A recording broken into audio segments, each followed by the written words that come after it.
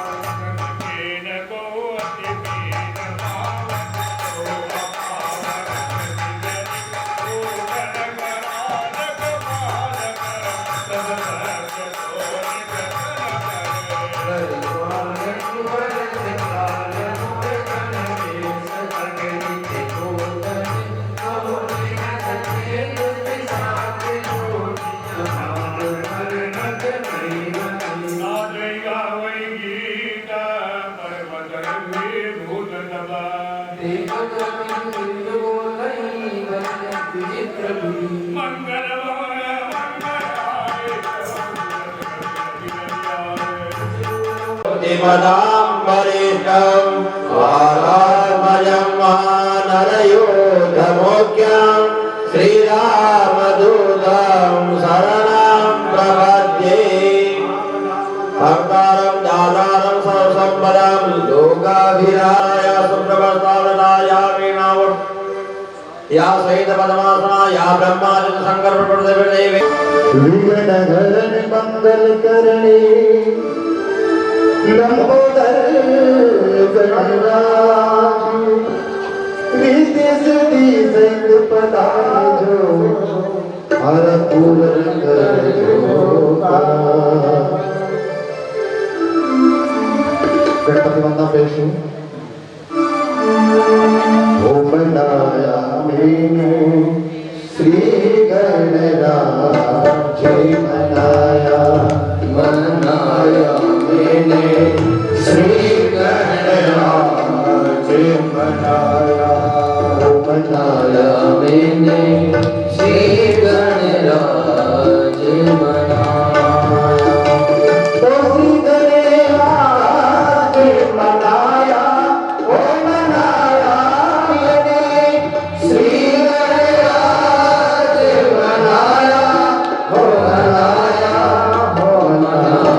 मैंने श्री गणराज मनाया मनाया मैंने श्री गणराज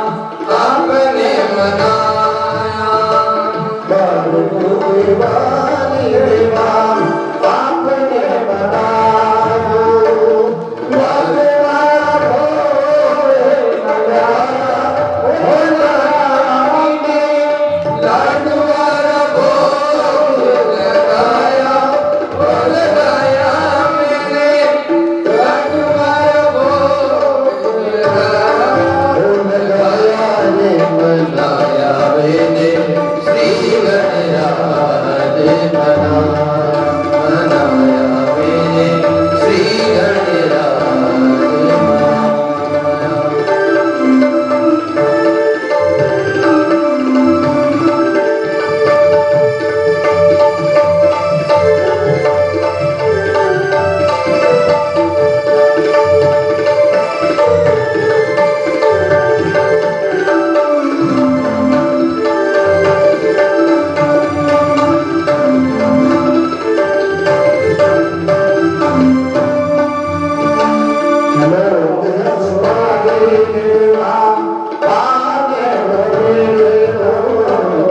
लोग जुबानी बेवा पानरो मिड़लो लोग जुबानी बेवा पानरो मिड़लो लोग जुबानी बेवा पानरो मिड़लो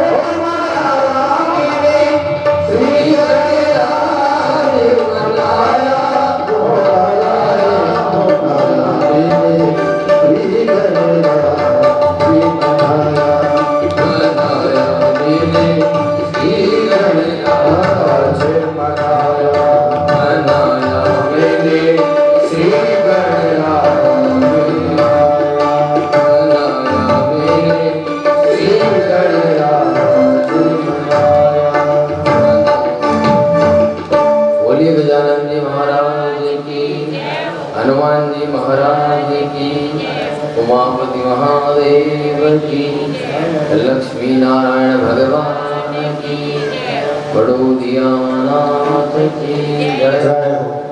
हमारे बीच हमारे नगर की अध्यक्षा, नगर पालिका अध्यक्षा श्रीमती रंजना जी लाड और उनके साथ बेगूनगर के पार्षदगण आए दीप प्रज्वलन की मंगल वेला को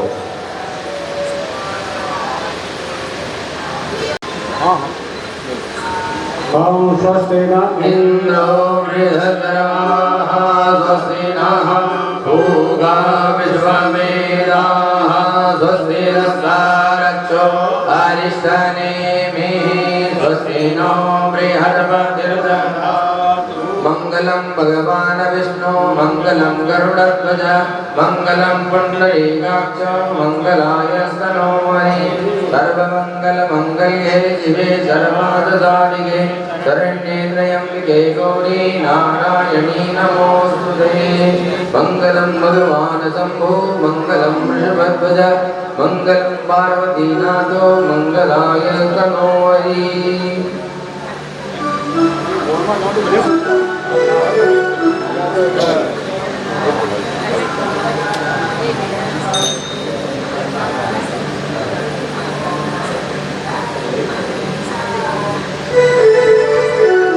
कृष्णाय वासुदेवाय हरये परमात्मने प्रणतक्लेशनाशाय गोविन्दाय नमो नमः। ओम अग्निर्ज्योतिर्ज्योतिरग्निः स्वाहा सूर्यो ज्योतिर्ज्योतिः सूर्यः स्वाहा अग्निर्वर्चो ज्योतिर्वर्चः स्वाहा सूर्यो वर्चो ज्योतिर्वर्चः स्वाहा ज्योतिः सूर्यः सूर्यो ज्योतिः स्वाहा भूतिपदे रूपस्थं कर्म साक्षी अग्निगे यावत् कर्म समाप्ति स्यात् तावत् सन्निधो भवः शुभं करोति कल्याणम् आरोग्यं सुखसम्पदां शत्रुबुद्धिविनाशाय दीपज्योतिर्नमोऽस्तुते। ॐ चन्द्रमा मनसो जातचक्षोः सूर्यो अजायत रुद्रावायुष प्राणसमुखारनिरजायत माल्यादिने सुगन्धिने मालत्यादिमयकरो मया दिनानि पुष्पाणि पूजार्थं प्रक्रियेतः।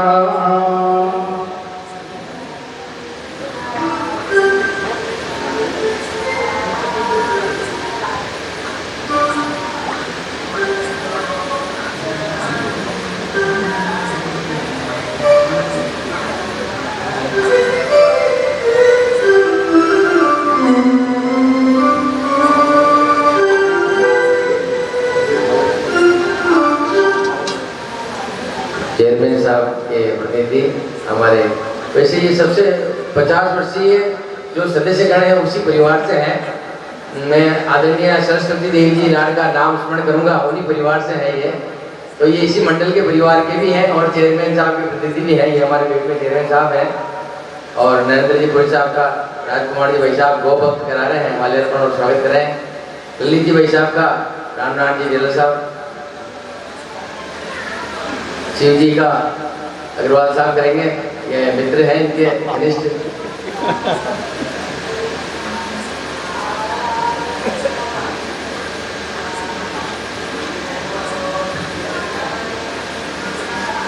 क्यों न करें, हमारी सनातन परंपरा में लिखा है अतिथि देवो भव, ये भी हमारे लिए देव है।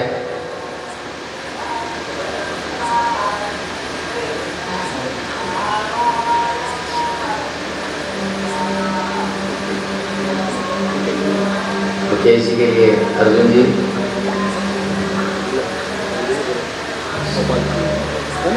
गोपाल जी भाई साहब पंचोली का, अर्जुन जी भाई साहब माल्यार्पण कर स्वागत करेंगे। ये स्वर्णिम अवसर जो आज अपन देख रहे हैं बड़े भाग्य से आया है। कई जन्मों के कर्म करने के बाद ऐसा शुभ अवसर प्राप्त होता है कि 50 वर्ष तक कोई धर्म का कार्य चले और बेगू इसी धरती में, बहुत बड़ी बात है। सभी का बहुत बहुत स्वागत। भगवान साक्षात् परब्रह्म तस्मै श्री गुरुवे नमः। अखंड मंडलाकारं व्याप्तं येन चराचरं तत्पदं दर्शितं येन तस्मै श्री गुरुवे नमः। अजय जी का स्वागत, रामनाथ जी टेलर बता रहे हैं, माला पहनाकर स्वागत करेंगे।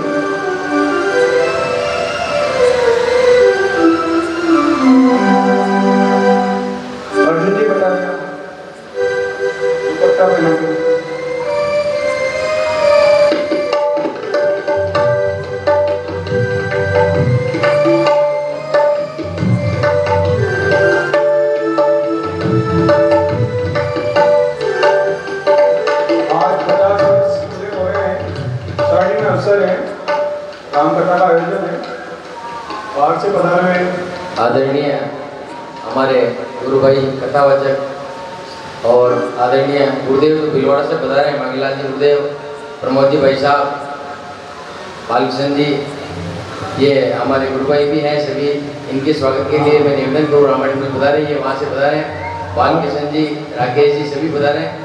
आदरणीय मांगीलाल जी मां साहब, मांगीलाल जी मां साहब दित्या, बालकिशन जी और हमारे हरि ओम नमो ब्रह्मण्य देवाय गो ब्राह्मणेय जगद्विदाय कृष्णाय गोविंदाय नमो नमः। प्रमोद जी भाई साहब बहुत अच्छी कथा करते हैं, अभी अभी जोधा पटली गेड़ी में भागवत करके बता रहे हैं। और ये की बेलड़ी गुरु अमृत की का शीश दिए जो गुरु मिले तो भी सस्ता जान। गुरु जी के बारे में तो मैं क्या परिचय करूं, आपके तो चरण वंदन करे इतना ही कम है। फिर भी ऐसा इस पंच से कर्तव्य बनता है कि परम पूज्य गुरुदेव आदरणीय काटिया साहब सभी जने परिचित हैं। गुरुदेव से तो परम गोभक्त हैं, परम यज्ञाचार्य हैं और बहुत अच्छी कथा करते हैं। और ऐसी त्याग मूर्ति, मैंने ऐसे कौन से अच्छे कर्म किए हैं जो मुझे आपका बड़ा सानिध्य मिलता रहता है। मैं गुरुदेव के चरणों में कोटि कोटि नमन करता हूँ और आशा करता हूँ कि हमेशा आपका आशीर्वाद मेरे पर और सब पर बना रहे। गुरुवंदना पेश हूँ। गुरु जी का आदेश चाहते हुए चरणार बंधु है। गुरु ब्रह्मा गुरुर्विष्णु गुरुर्देवो महेश्वरा गुरुर् साक्षात् परब्रह्म तस्मै श्री गुरुवे नमः। गुरुदेव दया करके मुझको अपना लेना। गुरुदेव दया करके मुझको अपना लेना। ओ गुरुदेव दया करके मुझको अपना लेना। गुरुदेव दया करके मुझको अपना लेना। शरण पड़ा तेरे चरणों में जगह देना। शरण पड़ा तेरे चरणों में जगह देना। गुरुदेव दया करके मुझको अपना लेना।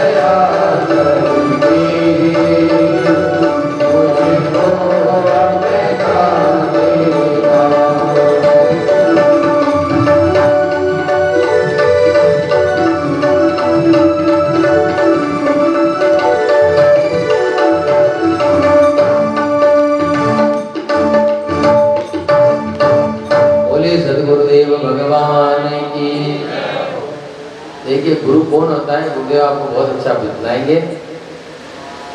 गुरु जी का परम स्थान होता है, क्योंकि गुरु के बिना भगवान नहीं मिल पाता। बगैर गुरु के अपन जब से पढ़ाई करते हैं तब से बताया जाता है अस्तो माँ सदगमय तमसो माँ ज्योतिर्गमय मृत्योर माँ अमृतम गए गमय अस्तो माँ। इस प्रकार से जो अपन को अंधकार से प्रकाश की ओर ले जाते हैं वही परम गुरु होते हैं, सदगुरु होते हैं। रामचरितमानस की कथा के जो ये है राम कथा जो है आपको बताएं, रामायण का छोटा सा परिचय करते हैं। रामायण 4 घाटों पे कही गई है। रामचरितमानस जो है 4 घाट बताए इसमें। पहला घाट होता है शरणागति का। भाई 4 कथावाचक है रामायण में, सीधी सीधी बात यह है।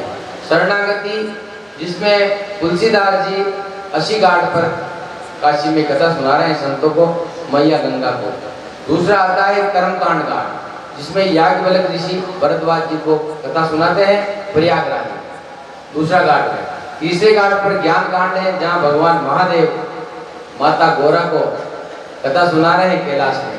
और चौथा घाट आता है भक्ति घाट, जो काकभूषण जी गरुड़ जी को कथा सुनाते हैं। और ये 5वां घाट है गुरुदेवनाथ का धाम, जहाँ आपको गुरुदेव कथा सुनाएंगे। इस कथा के श्रवण से क्या फायदा होता है आपको सुनाते हैं।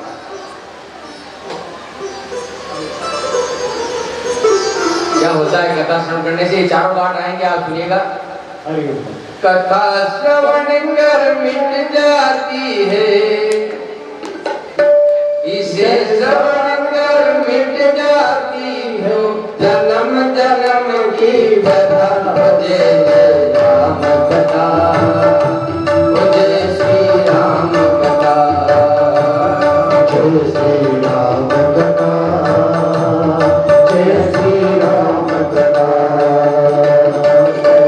इसे श्रवण कर मिट जाती है, कथा श्रवण कर मिट जाती हो जन्म जन्म की व्यथा। जय जय राम कथा, जय श्री राम कथा, जय जय राम कथा, जय श्री राम कथा।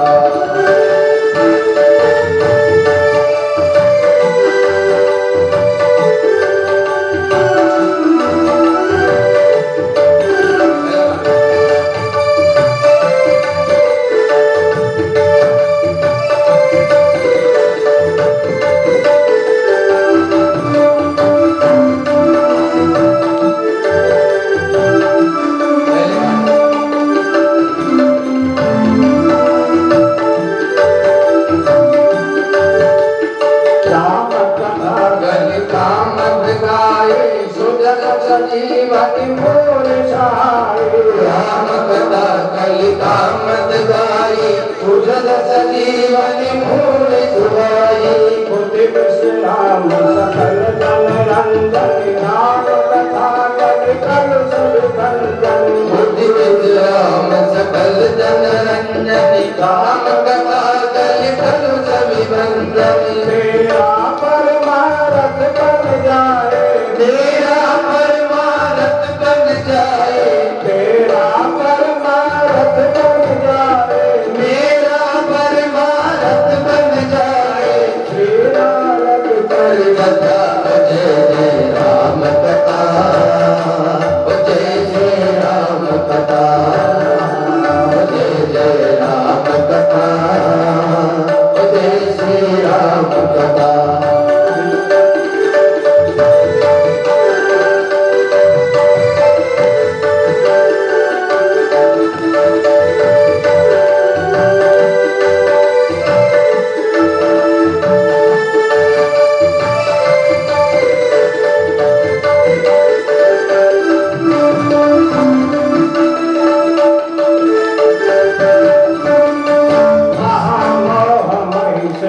विशाला राम कथा कलिकाल कराला।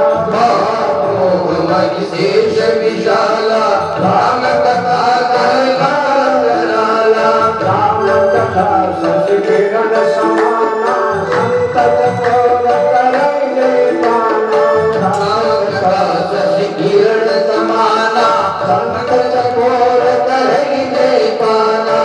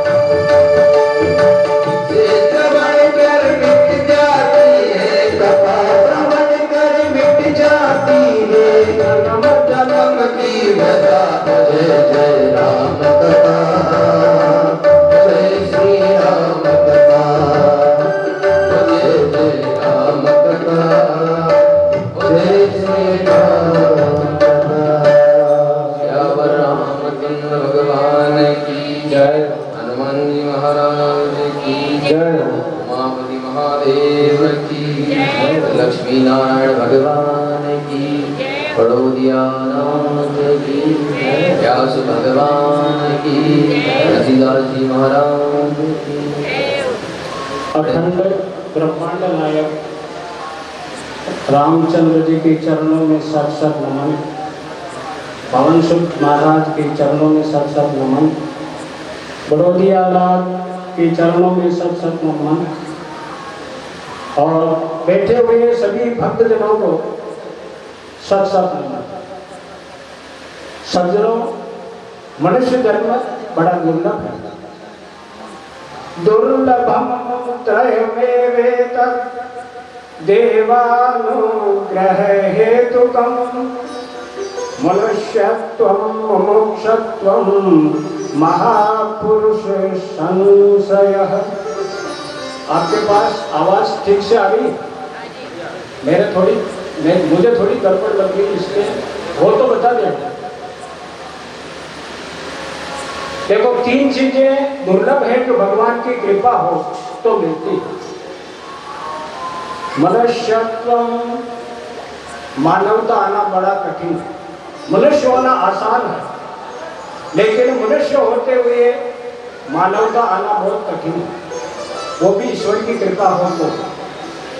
और मोक्षत्व, मरने के बाद में तो मोक्ष हो या न हो किसने देखा, लेकिन जो जीते जी जंजाल से छूट जाए उसको कहते हैं मोक्ष। मोक्ष की इच्छा रखना।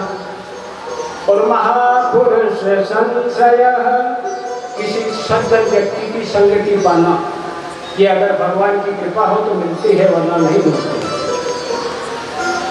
जन्म जन्म मुनि जतन कराए, अंत राम कही आवत नाही। मनुष्य जिंदगी भर कीर्तन करता रहता है, लेकिन अंतिम समय में राम नाम नहीं आता। क्यों नहीं आता? कि अपने को अभ्यास नहीं। अगर बैठ करके अभ्यास करें तो अंतिम समय में राम नाम आता है, वरना राम नाम नहीं आता, क्योंकि बिना अभ्यास के नहीं आता है। बिनु सत्संग विवेक न होई, राम कृपा बिनु सुलभ न सोई। बिना सत्संग के विवेक नहीं आता है। यहाँ पर ज्ञान नहीं कहा। देखो, ज्ञान तो एक बोझ है। किसी को अधिक ज्ञान हो जाता है तो वो ज्यादा तर्क वितर्क करता है, इसलिए ज्ञान तो एक बोझ है। और ज्ञान हर एक को होता है। जैसे चोर को भी ज्ञान है कि चोरी करने के बाद में डंडे पड़ते हैं, कहीं घर पे जूते खाता है, सजा होती है, जेल में मच्छर काटते हैं, ये उसको पता है। लेकिन जिस दिन उसका विवेक जागृत हो जाता है तो वो चोरी नहीं करेगा। वैसे ही शराब पीने वाले को मालूम है, शराब पीने के बाद में नाली में गिर जाता है, कुत्ते उसका मुंह तक चाट देते हैं, कपड़े उसके खराब हो जाते हैं, लेकिन जब विवेक जागृत हो जाता है उसके बाद में वो शराब नहीं पिएगा। ज्ञान तो उसको भी है लेकिन विवेक नहीं है। तो विवेक किससे मिलता है? बिनु सत्संग विवेक न होई, राम कृपा बिनु सुलभ न सोई। बिना सत्संग के विवेक नहीं मिलता। तो सज्जनों, मनुष्य जन्म बहुत दुर्लभ है। देवता भी चाहते हैं गायन्ति देवा के लगे गाने, धन्यास्त्वे भारत भूमि भागे, स्वर्गा प्रवर्गा स्पद हेतु भूते, भवन्ति भूया पुरुषा पुरस्तात्।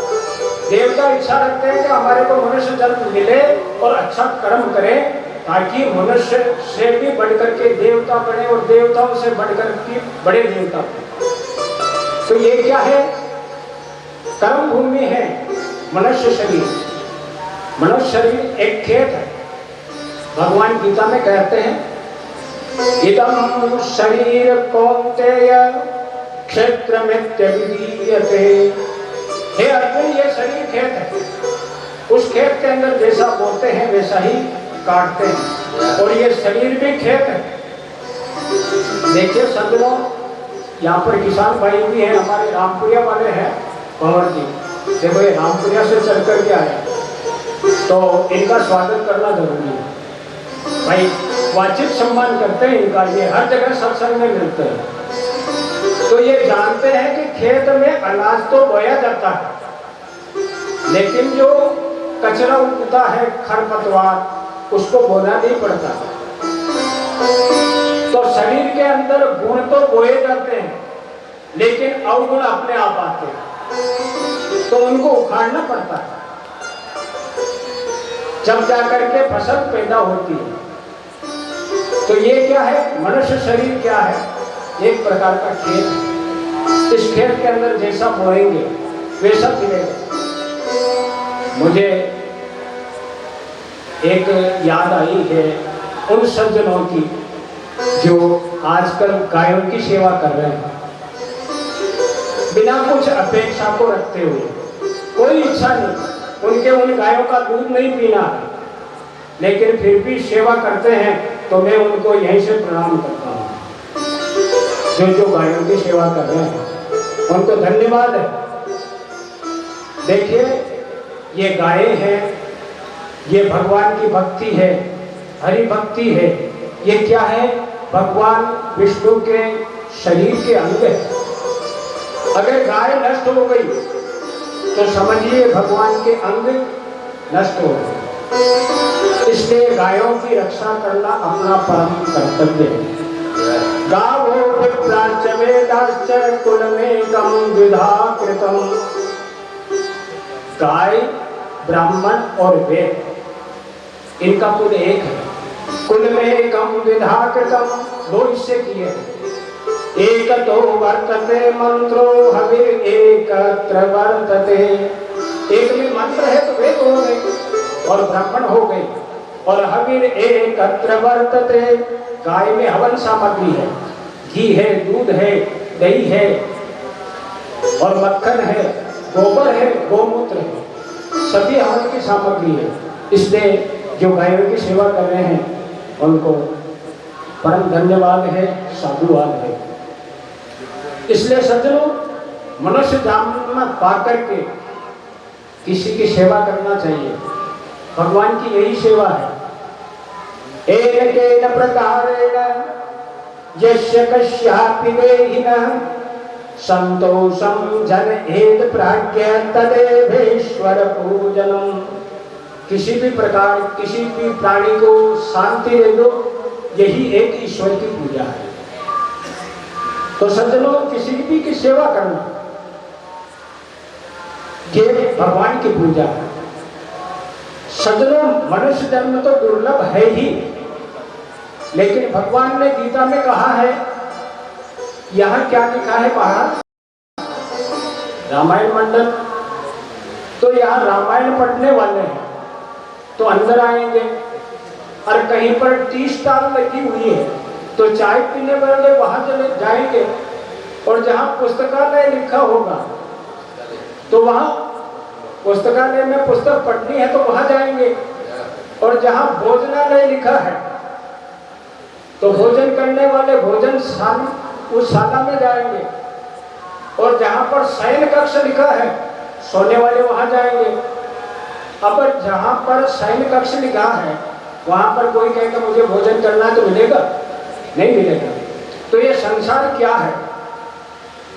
भगवान गीता में कहते हैं मामुपेत्य पुनर्जन्म दुःखालयम् अशाश्वतम् नाप्नुवन्ति महात्मानो। ये महान पुरुष इस संसार सागर को, जिसको दुःखालय कहते हैं, मुझे पाकर के ये संसार सागर नहीं चाहते। दुःखालय अशाश्वतम, अपने संसार के आगे बोर्ड क्या लगा हुआ है? दुःखालय। और इस दुःखालय में आकर के कोई कहे कि मुझे सुख चाहिए तो सुख मिलेगा? नहीं मिलेगा। तो सुख कहाँ मिलेगा? यही सत्संग के अंदर। कबीरदास जी को स्वर्ग में ले जाने के लिए भगवान के परिस्थिति आई। कबीरदास जी आप स्वर्ग में चलिए, तो कबीरदास जी रोने लग जाते हैं। स्वर्ग में जाना चाहते हैं सभी, लेकिन कबीरदास जी रोने लग गए। बात सुनी वैकुंठ की तो दिया कबीरा रोए, जो सुख है सत्संग में तो वैकुंठ मिले न को। यहाँ सत्संग में आकर के कोई रोता है क्या? न रोता है न दुखी होता है। इस दुखालय के अंदर भी सुख है तो सत्संग में है, वरना हर जगह दुखी दुख है। इसलिए सत्संग के बराबर कोई सुख नहीं। इसलिए सज्जनों, भगवान की जब कृपा होती तो सत्संग मिलता है, लेकिन मनुष्य जन्म में क्या है इसके ऊपर थोड़ा प्रकाश डाल करके फिर मैं अजय सिंह से निवेदन करूंगा। तुलसीदास जी के बारे में जीवनी कुछ आपको बताएंगे, उसके बाद में अपन कथा में प्रवेश करेंगे। तो मनुष्य जन्म को क्या बताया है? मानस जन्म मोक्ष कर द्वारा, पायन जय पर लोक समारा। सो परत्र दुख पायो ही, शिर धुने धुने पछताए। कारण कर्म ईश्वर ही, मिथ्या दोष लगाए। क्या कहा है? मानस जन्म मोक्ष कर द्वारा, ये मोक्ष का द्वार है। लेकिन एक जगह क्या क्या कहा है भगवान स्वयं राम ने? क्षिति जल पावक गगन समीरा, पंच रचित अति अधम शरीरा। प्रगट तनु तव आगे शोभा, जीवन के ही विधि लगी रोवा। और ये मनुष्य जन्म क्या है? भगवान ने कहा क्षितिजल पावक गगन समीरा, पंचरचित अति अधम शरीरा। ये 5 चीजों का बना हुआ है शरीर। पृथ्वी, जल, वायु, आकाश और अग्नि। तो ये 5 चीजों का बना हुआ शरीर अधम शरीर। एक जगह तो क्या कहा है? मोक्ष का द्वार। और एक जगह क्या कहा है? अधम शरीर। तो दोनों बातें सही है। अगर मनुष्य जन्म पाकर के अगर किसी प्राणी को सताता है तो वो अधम शरीर है, और मनुष्य जन्म पाकर के अगर किसी की सेवा करता है तो ये मोक्ष का द्वार है। दोनों सही है। इसलिए अपने हाथ में देखिए सज्जनों, एक बात मुझे याद आई है, हालांकि समय अपने पास कम है। आज के करीब शायद 2002 में परम आदरणीय सुधा सागर जी महाराज पधारे थे बस स्टैंड के ऊपर, और अपने प्रवचन के अंदर उन्होंने कहा था कि मनुष्य अच्छा कर्म करे तो मनुष्य से देवता बन सकता है, और बुरा कर्म करे तो मनुष्य से कुत्ता बन सकता है। और ये श्लोक भागवत में मैंने ढूंढा है तो मिला है, कस्मिन् जन्मन् ययि मह्यं मातरो पितरो भवन् कर्मभिर्भ्रम्यमाणस्य देवतिर्यं गृहोनिषु। कर्म के कारण ही मनुष्य ईश्वर बन जाता है, और कर्म के कारण ही मनुष्य कुत्ता बन जाता है। उन्होंने अंग्रेजी में 3 शब्द बताए थे, GOD। अगर सीधे काम करता है मनुष्य, शास्त्र के अनुसार सीधे सीधे काम करता है तो GOD गोड बन जाता है, और शास्त्र के अनुसार उल्टे काम करता है तो इन्हीं शब्दों को उल्टे कर लो, DOG लोग बन जाता है। तो ये गोड बनना भी अपने हाथ में है और लोग बनना भी अपने हाथ में है। इसलिए सज्जनों, मनुष्य को अच्छे कर्म ही करना चाहिए, बुरे कर्म कभी नहीं करना चाहिए। तो जब भी जाकर के मनुष्य जीवन सार्थक है। अब थोड़ी चौपाई ले लेते हैं, उसके बाद में अजय जी भगवान मंगल भवन अमंगल हारी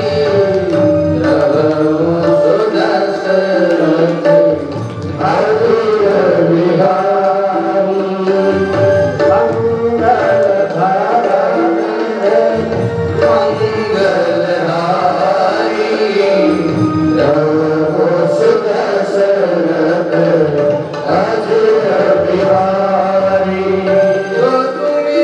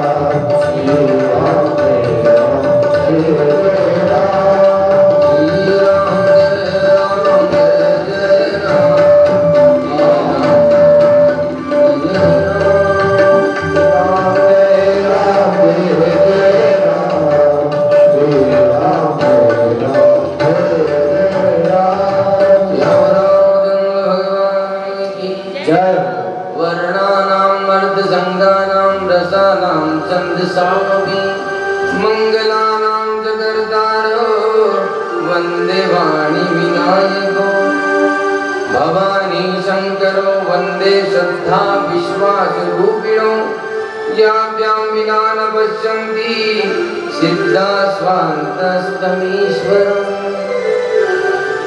तुलसीदास जी महाराज रामायण जो रामचरितमानस जो श्री तुलसीदास जी ने लिखी है, ये क्या अपने को उपदेश देती है, इसकी क्या महिमा है, ये मन तो इतना ज्ञानी नहीं है कि गुरु जी के मुख से जो निकली हुई वाणी है उतना व्याख्यान देश के कोशिश करता हूँ। ये जो धर्म ग्रंथ है अपने को अपने कर्तव्य का बोध कराती है। एक पिता का पुत्र के प्रति क्या कर्तव्य है, एक पुत्र का पिता के प्रति क्या कर्तव्य है, एक माता का अपने पुत्र के प्रति क्या कर्तव्य है और पुत्र का अपनी माता के प्रति क्या कर्तव्य है, भाई का भाई के प्रति क्या कर्तव्य है और एक सगे मित्र का दूसरे मित्र के प्रति क्या कर्तव्य होता है, वही रामचरितमानस सिखाती है। 4 घाट बताए हैं, अपने चारों घाटों की कथा चारों देवताओं से सुनी। पहले घाट पर तुलसीदास जी सभी संतों को काशी में राम कथा सुनाते हैं और दूसरे घाट पर याज्ञवल्क्य ऋषि भरद्वाज ऋषि को प्रयागराज में कथा सुना रहे हैं और तीसरे मेरे महादेव जी गौरव मैया को कैलाश पर्वत पर कथा सुना रहे हैं और चौथी जो कथा है काकभूषण जी गौड़ जी को मानसरोवर में सुना रहे हैं। आइए अपन भी इस मानसरोवर में चलते हैं। मानसरोवर में चलने से पूर्व भगवान के नाम का कितना विश्वास होता है वो चर्चा करते हैं।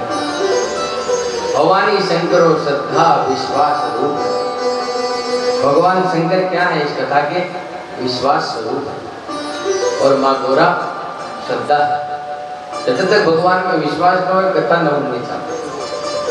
भगवान की कथा विश्वास पूर्वक ही सुनी थी, क्योंकि कहा गया है श्रद्धा बिना धर्म नहीं होई और बिनु वही गंध की पाई कोई।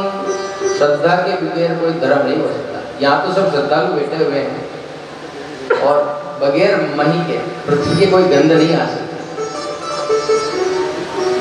बिन विश्वास भगत नहीं, दई बिनु भ्रमहीन राम। राम कृपा बिनु सपने हूँ, जीवन लह विश्राम। बिन विश्वास भक्ति, श्रद्धा के बिना तो धर्म नहीं होता है, और विश्वास के बिना भक्ति न करती। विश्वास न हो तो भक्ति भी नहीं करती। व्यक्ति को विश्वास होना अति आवश्यक है। भगवान के नाम में विश्वास होगा तभी जाकर के कोई कार्य सिद्ध होगा। और भगवान के किसी कर्म के प्रति, धर्म के प्रति यदि श्रद्धा होगी तो वही धर्म मिलेगा। तो विश्वास भगवान शंकर है और श्रद्धा रूपी माँ गोरा है इस रामायण में। और किस कर्तव्य का बोध कराते हैं, एक व्यक्ति को जीवन में कैसे रहना चाहिए, मर्यादित कैसे अपने चरित्र को पालन करना चाहिए, ये रामचरितमानस हमें बताते हैं। इस रामचरितमानस के लेखककार, रत्नाकार तुलसीदास जी प्रयागराज के चित्रकूट जिले के राजापुर नाम के आत्माराम दुबे ब्राह्मण के घर, पारिवार के घर के उनका जन्म होता है। सरयू पारिक ब्राह्मण है आत्माराम जी दुबे। माता का नाम तुलसी है। तुलसीदास जी 12 महीने गर्भ में रहकर 5 वर्ष के बच्चे का जैसा शरीर होता है उनका वैसा ही शरीर था जन्म के समय। और जन्म लेते ही तुलसीदास जी मुख से क्या बोलते हैं सभी जानते हैं, राम। भगवान श्री राम का नाम आता है। शरीर इतना दुरुस्त देखकर माता चिंतित होती है, तो तुलसीदास जी को उनके ननिहाल भिजवा दिया जाता है। ननिहाल भिजाते ही एक माता अपने पुत्र के वियोग में एक दिन भी नहीं रह पाती और माता तुलसी अपने प्राणों को त्याग देती है। तुलसीदास जी अपनी मैया द्वारा भिजाई गई एक चुनिया नाम की दासी के साथ रहते हैं। थोड़े दिन बाद चुनिया भी चली जाती है, संसार छोड़कर तुलसीदास जी अनाथ हो जाते हैं। घर घर भटकते हैं। राम नाम तो भगवान ने दे ही दिया था। भगवान की प्रेरणा स्वरूप माँ अन्नपूर्णा आती है और उनका पालन पोषण करती है। अन्नपूर्णा देवी के पालन पोषण के स्वरूप भगवान महादेव की प्रेरणा से नरहरिदास जी उनको ढूंढ निकालते हैं और उनका दीक्षांत समारोह करते हैं। तुलसीदास जी को नरहरिदास जी रामचरितमानस बताते हैं और रामचरितमानस पढ़ने के बाद अयोध्या में काशी में जाते हैं। काशी में जाकर शेष सनातन जी के पास 15 साल तक वेद विद्या का अध्ययन करते हैं। आजकल वेद विद्या का सप्तवर्षीय पाठ्यक्रम है, पूर्व काल का रहा होगा। तुलसीदास जी जो है 1554 ईस्वी में जन्मे हैं। गणाक बेली का कौन है? 525 साल पहले जन्मे हैं। मीरा का काल में जन्मे हैं। 525 साल पहले तुलसीदास जी का जन्म हुआ है। 525 साल पहले तुलसीदास जी ने 15 साल तक वेद पढ़ा था। वेद पढ़ लिया। वेद पढ़ने के बाद काशी में ही पुनः घर जाने की इच्छा हुई। अपने घर को पहुंचते हैं, गृहस्थाश्रम में प्रवेश करते हैं। भरद्वाज गोत्र की रत्नावली नाम की कन्या से उनका विवाह होता है। अपने पिताजी का भी स्वर्गवास हो जाता है। ये तो यथा उचित उनका पिंडदान करते हैं और फिर चित्रकूट की ओर चलते हैं। भरद्वाज ऋषि की कन्या जो है रत्नावली उनकी पत्नी थी।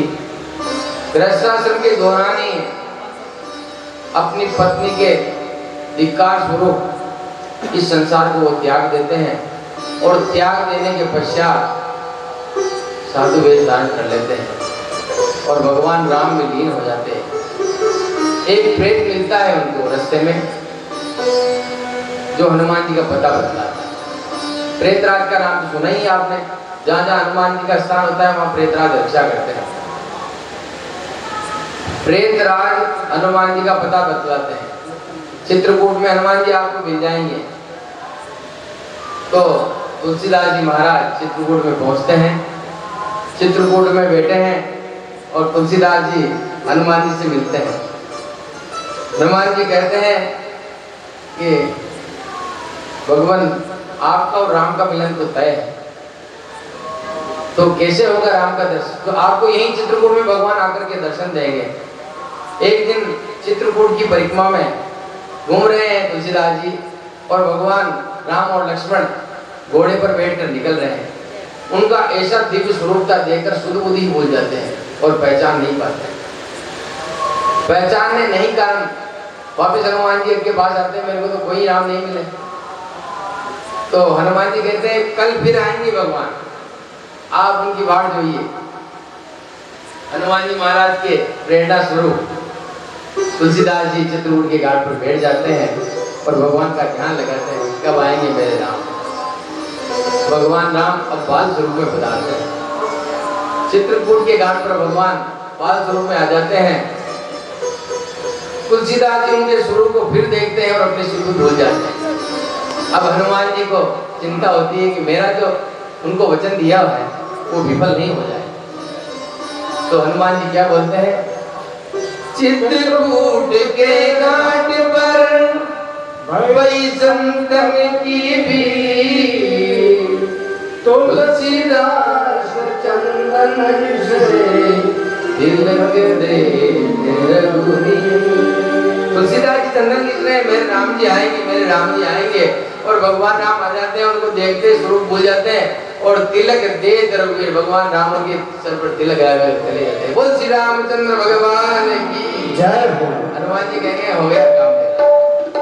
सीता राम राम राम राजा राम राम राम, सीता राम राम राम सीता राम, सीता राम राम राम राम राम राम सीता राम राम चित्रकूट के घाट पर भगवान मिलते हैं। वो दशा देखी क्या मंत्र सुना होगा, भगवान को समझ नहीं पाए। भगवान का बाल स्वरूप है। राम राम राम राम राम राम राम राम राम जय सिया राम, सीता राम सीता राम सीता राम सीता राम, राम राम राम राम राम राम राम। इष्ट देव मम बालक रामा, शोभा कोटि सत्कामा,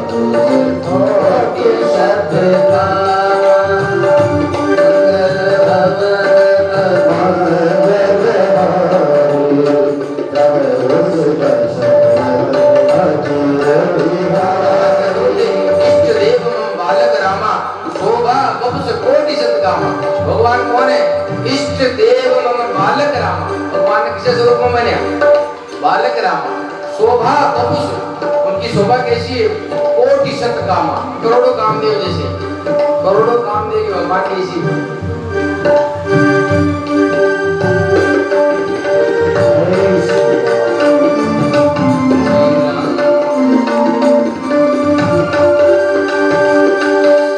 श्री राम जय राम जय जय राम, श्री राम जय राम जय जय राम।